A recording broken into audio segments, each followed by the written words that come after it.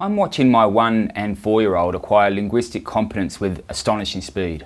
When I look at my 1-year-old boy, he's rattling off da da da da and mama mama. But then when I watch my 4-year-old, he seems to have mastered the basics of verbal communication. Now, a question that's been asked for decades is whether this remarkable capacity for language acquisition depends on nature or nurture. Chomsky in 1965 developed support for his position that humans are hardwired to acquire basic language, and he based this upon observations of children all over the world. Now, Chomsky's observations confirmed that infants from different countries acquire language through identical stages.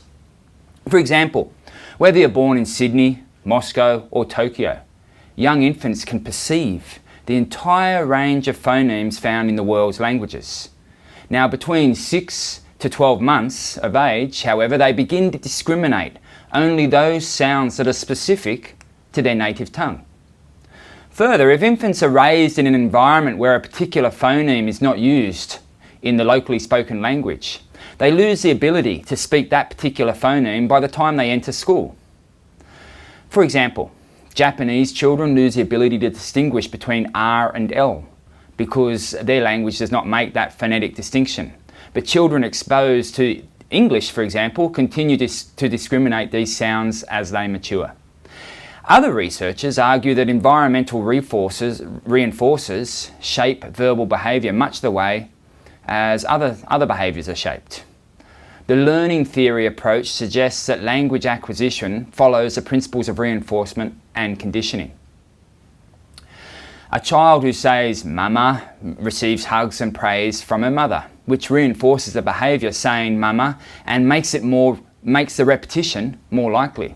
The fact that children from all cultures learn language in a similar sequence may simply suggest that all modern cultures have a verbal communication system that's modelled and acquired in a similar way around the world, despite the very different learning environments.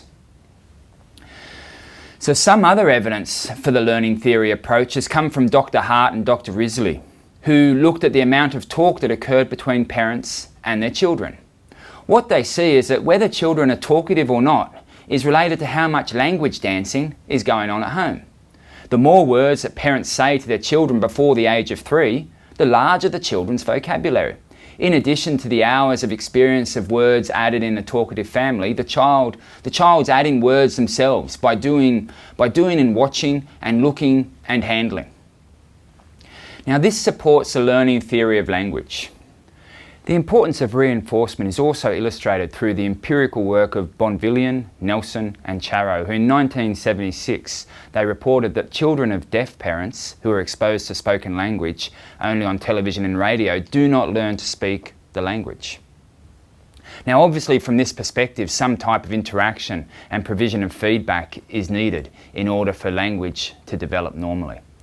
Now, despite the debate that is centred around these two perspectives, whether humans have an innate ability to acquire language, that's the case for nature, or that verbal behaviour follows similar conditioning principles that apply to other forms of behaviour, so that's the case for nurture, no one argues that children learn language at an extraordinary speed and that they follow a course of normal language development.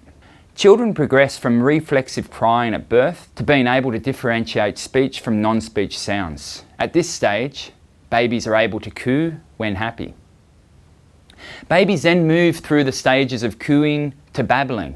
At this stage, babies' babbling sounds tend to contain all the sounds and phonemes that exist in all the languages. The child is also able to vocalise in response to verbalisation of others. Here, the phoneme space narrows down to the language that's being spoken in the environment.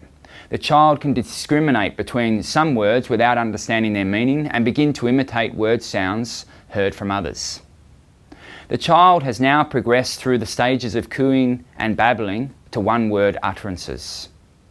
The child starts to use one-word utterances to express whole phrases or requests.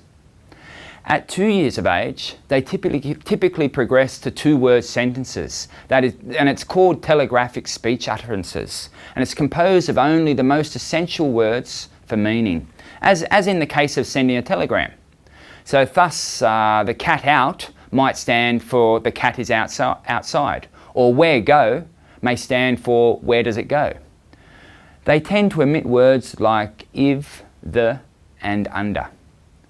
Now from that point in time, speech development accelerates as the vocabulary increases and the sentences become more grammatically correct.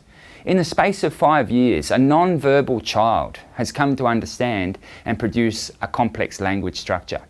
In most parts of the world, people learn a minimum of 2 languages from a very young age in order to go about their daily life. Yet in Australia, many children are not exposed to or formally taught a second language prior to high school.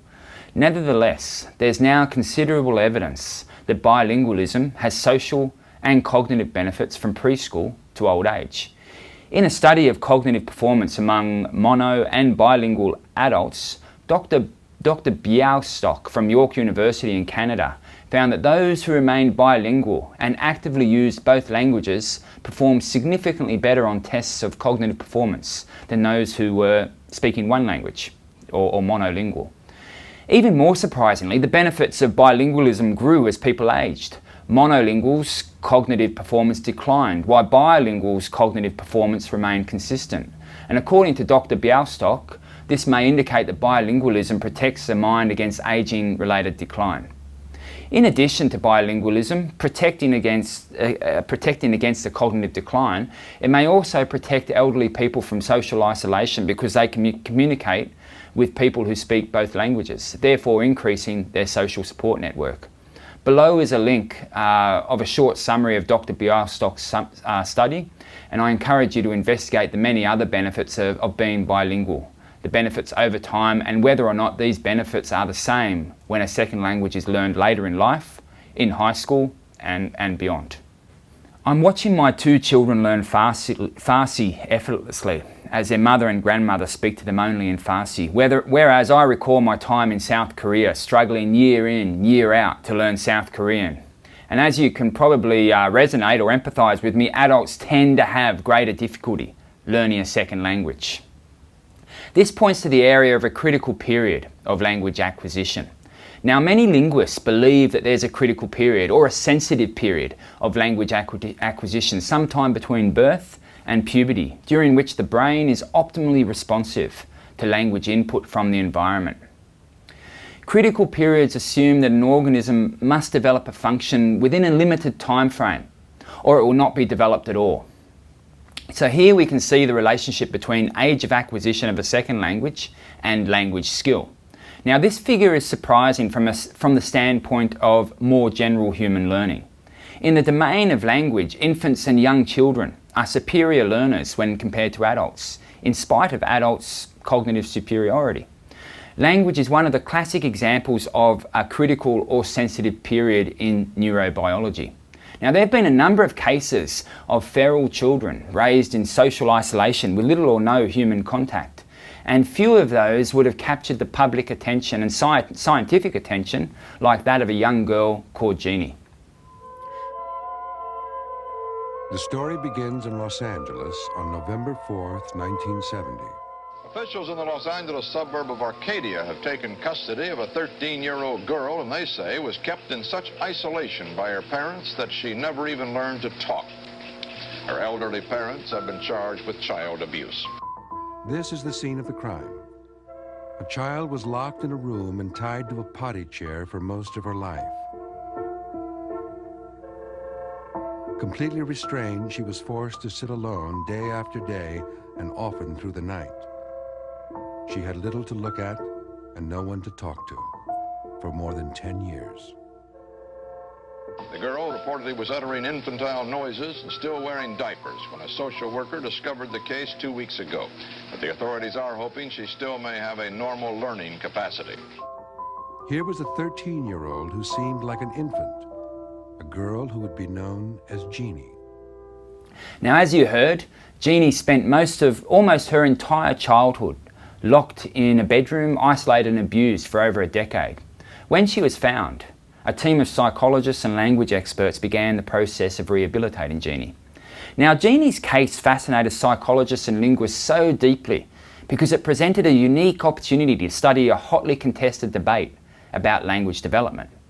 Nativists believe that the capacity for language is innate, while learning theorists suggest that environmental variables play a key role.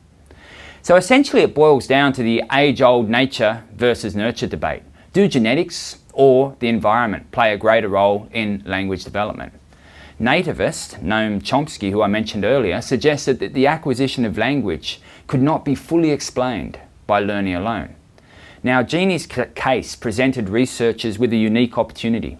If given an enriched learning environment, could she overcome her deprived childhood and learn language even though she missed the critical period? Now, despite scoring at the level of a 1-year-old upon her initial assessment, Jeannie quickly began adding new words to her vocabulary. She started learning single words and then eventually putting 2 words together, much the same way that children do. After a year of treatment, she even started putting 3 words together occasionally. Now, in children going through normal language development, this stage is followed by what is known as a language explosion. Children rapidly acquire new words and begin putting them together in novel ways. Unfortunately, this never happened for Jeannie. Her language abilities remained stuck at this stage and she appeared unable to apply grammatical rules and use language in a meaningful way. At this point, her progress levelled off and her acquisition of new language halted. Now, while Jeannie was able to learn some language after puberty, her inability to use grammar, which Chomsky suggests is what separates human language from other animal communication, it offers evidence for the critical period hypothesis. Now, of course, it's important to remember that Jeannie's case is not so simple. Not only did she miss out the critical period for learning a language, she was also horrifically abused. She was malnourished and deprived of cognitive stimulation for most of her childhood. For many years, psychologists have debated the existence of that critical period for language learning. The first 3 years of life seem to be the optimal time to attain native fluency. After age 12, even near native fluency is difficult to achieve, and language appears to be processed using different neural circuits than in native speakers.